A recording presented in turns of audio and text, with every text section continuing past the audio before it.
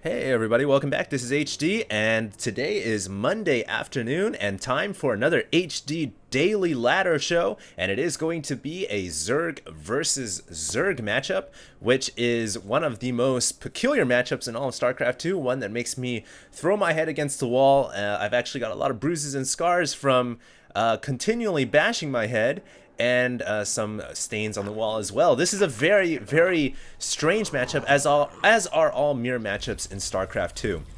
So this is once again ZVZ. As you guys see here, this is going to be first-person view, as all my HD daily ladder shows have always been. And yeah, just wanna. I hope you guys had a great weekend. As I said before, these are going to be Monday through Thursday.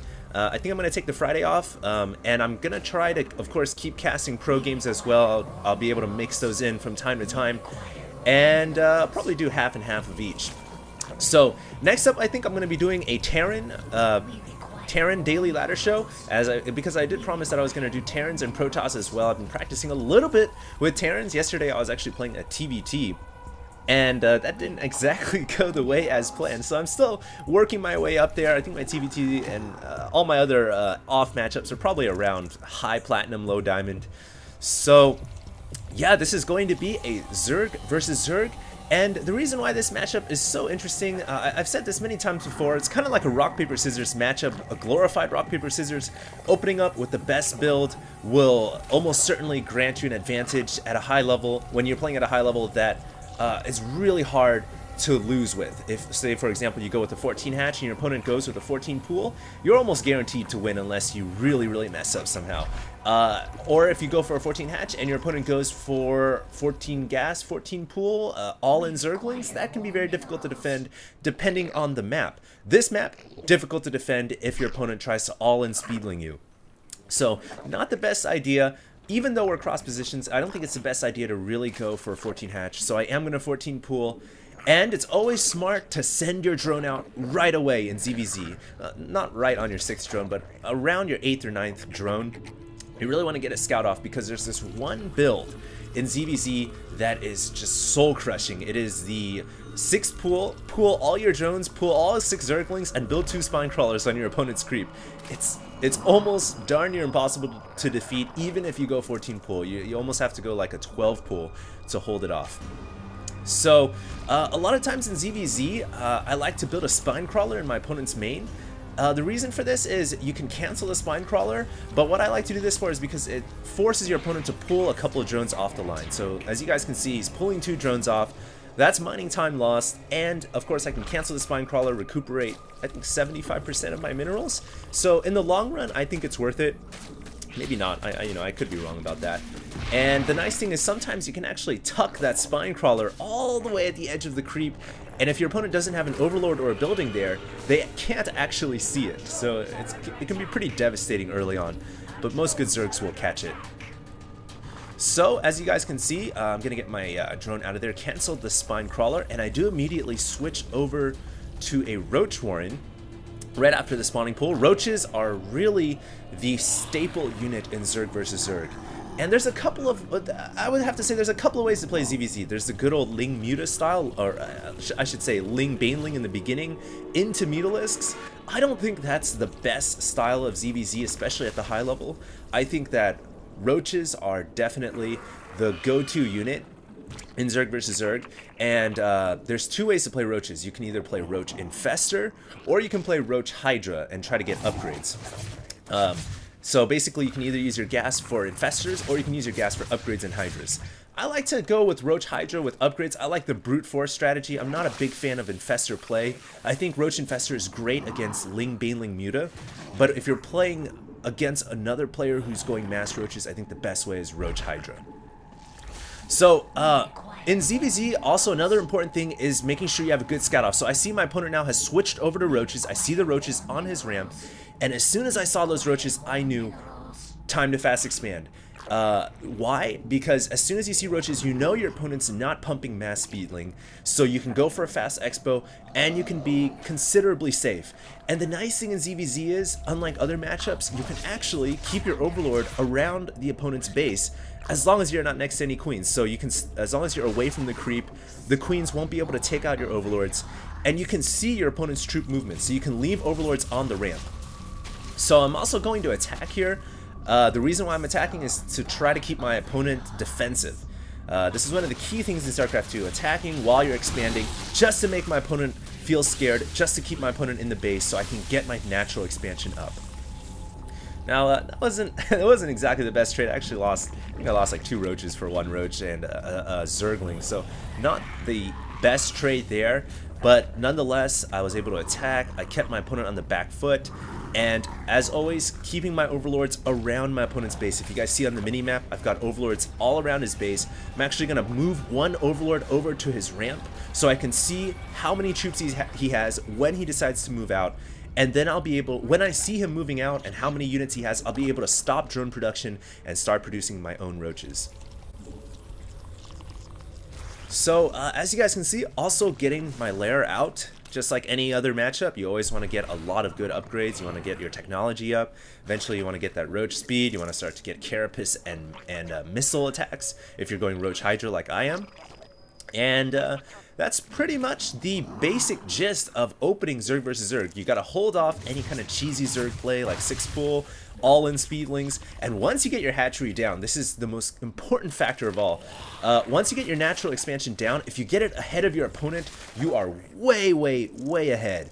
And what you have to worry about is defense. You have to be able to defend against an all-in attack, because you can bet if your opponent's not getting his hatchery down, as you guys can see on the mini-map, he still doesn't have it, he's probably going to try to all-in me. Now, I did see an Infestor with my Overseer, and they're once again confirming that my opponent is going to all-in me with Roach Infestor, so now is when, if I haven't already, start pumping roaches, get spine crawlers, get roaches, get my defenses up, and this is going to be the absolute critical moment of the game. I have to be able to hold off this all-in attack.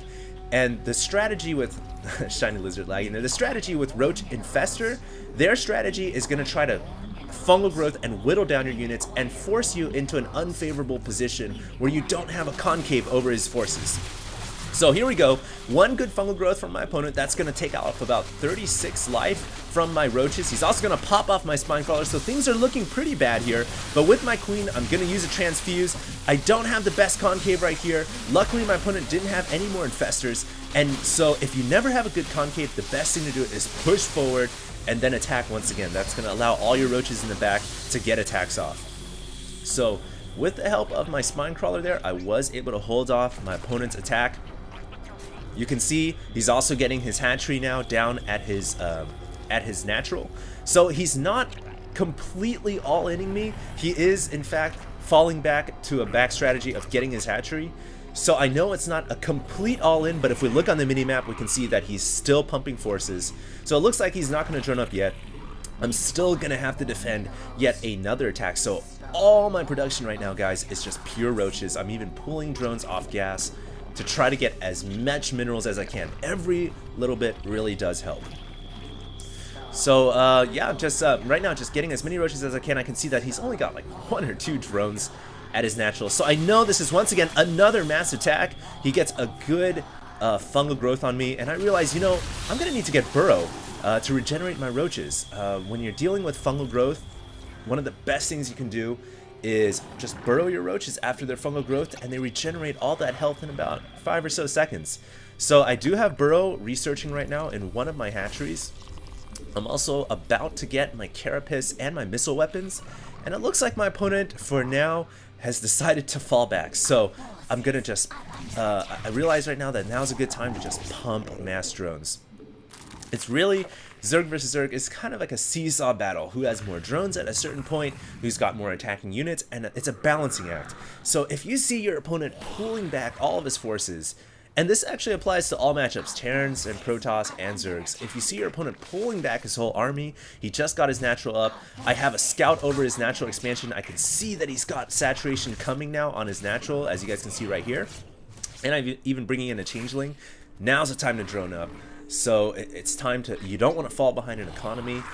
You should drone up, get another hatchery down, or you could just try to go for an all-in bust. But I really think the best strategy here is just to play the macro game, get your economy going, And of course, as you guys can see on the mini-map, I also have a changeling. I have a changeling in his army.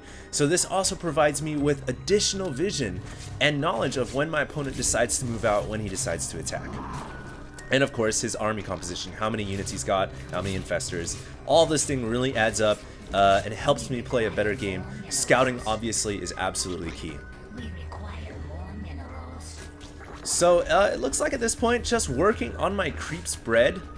You guys can see the upgrades for the roaches are coming. My burrow upgrade just finished right now, so I'm going to go ahead and burrow my roaches, regenerate some of that health. And my saturation is actually doing quite good. I think at this point, I had around 50 or so drones. My opponent probably a little bit under me, around 48 or 45 drones it looks like. And so I know that I've got the advantage. I know I had this hatchery down a little bit earlier than him. I'm sure that we both have about the same army size. He might have a little bit bigger. So that's the help of the changing right there. I can see his army, I can see when he moves out, and as soon as he moves out, that's when I want to just focus all production into roaches, as I've said like a couple times already before. So yeah guys, I'm just getting my third hatchery down. This is pretty much the macro game of ZVZ. This is when you're kind of chilling back, getting all the forces you need to get, getting your economy going, getting your upgrades, spreading that creep out. And when you feel comfortable, when you feel like you've got the better army and you've got the better production and macro, that's when it's time to move out. That's when it's time to, hey, let's poke at my opponent. Let's not allow him to just build drones all day long. Let's get him a little scared. You don't have to commit yourself to an attack. This is one of the things about StarCraft, just like in an army battle, never have to commit yourself. Just poke and force your opponent to be a little scared. So it looks like Shiny Lizard here did send one roach into my mineral line at the third. That was actually very, very smart. It's not any commitment cost to him at all, and he's able to pick off a couple drones, and he gets a good scout. So here comes my attack. My opponent using those infestors to get the great fungal growths off right there. That's whittling down my roaches, and unfortunately you can't burrow roaches that have been fungal growth. So I actually missed micro a little bit right there. The one advantage I do have, though, is my upgrades. I have +1/+1 over my opponent, but he does have very, very good fungal growth micros. So he's been able to lock my roaches, he's been able to prevent them from getting good concaves, and he's been able to pick off half of my roach army, and then I'm forced to fall back with the other half. So I know that that was not a very favorable attack for me, but it forced my opponent to produce more attacking units rather than play the macro game, as I've said before. So I know that I've got a third hatchery. I don't think my opponent has a third yet, although he may just be getting one right now as he saw my hatchery with that roach. And so it's time to focus towards the late game. It's time to finish up my upgrades, get Hydralisks. This is when you want to get Hydras to back up your roaches, because Hydras do considerably more DPS than roaches do, and when they're tanked, when they have roaches in the front to tank damage for them, they can sit in the back, they can do all the damage that needs to be done, and they're extremely, extremely potent when mixed in with roaches, especially against Roach Infestor. So I am going to wait for a production cycle of Hydras to come out, and as you guys can see, I'm pretty much at max army supply. Pretty close. So once I get my Hydras, I'm going to make an attack and try to end the game right here. It looks like with my changeling, I was able to see that my opponent did indeed just got his third up, but as you guys can see, I'm still one step ahead of him. As he's getting his third, I've already started to get my gold.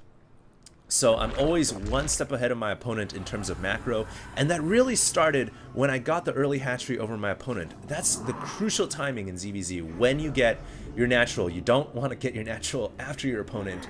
You always want to be the first one, or at least be on an even ground with him.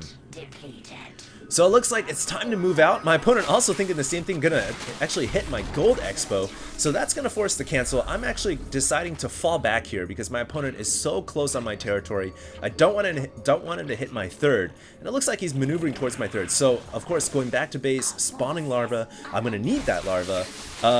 After the massive engagement to produce more units, it looks like here comes the battle. Keep in mind, I've got 2/2 upgrades. My opponent may be at 1/1. He's got great fungal growth micro right here, though. Notice I have absolutely no concave whatsoever. That hurts really, really bad. And if you don't have good concave, but you think you have better upgrades, you can try to brute force by pushing forward, letting your back units attack, and trying to out brute force him. Just it's like punching a hole through a brick wall. It's hard to do, but it can work if you feel like you got better upgrades. And indeed, this time I had better upgrades. So I used my gas for upgrades. My opponent uses gas for infestors. At the end of the day, it looks like the upgrades were what was able to win out. And of course, I had a little bit more minerals and income than he did. So I am going to push my opponent back here. That was probably the defining moment in the game. And it looks like I am going to be able to force my opponent all the way back. But it looks like he was able to macro a couple more roaches back at home. So all I have to do is fall back towards my new production cycle. This is where that inject larva comes in. And here's another nice thing too, is bringing up a side army of roaches and attacking his expansion that's coming up. A lot of times players will just have one massive army, but when you get at a high level of play, it's a good idea to split your armies up. Bring a couple around to the backside. And what does that force your opponent to do? It forces him to pull a side of his army or just let his hatchery go down. And it looks like he realizes that, oh, I lost my fourth, now my third's under attack. GG. So that was a strategy for, that's my basic strategy for playing Zerg versus Zerg. Obviously not the best strategy when, you know, you factor in that I'm not a super great player or anything like that. But I hope you guys enjoyed this video. My opponent, Shiny Lizard, a very good Zerg player. He had a great ZVZ strategy. Focused primarily on busting me down with the Roach Infestor since I went for the fast hatch, but I was just barely able to hold on. So that was a good game. Hopefully you guys enjoyed that ZVZ. Next up will either be a ZVP or a Terran game. So yeah, that's the Monday Daily, and we're gonna hopefully you guys stay tuned for the Tuesday, and I think I'm gonna have a pro game coming out pretty soon as well. So thanks a lot for tuning in, guys. HD signing out. Much love to all the subs out there and all the continued support.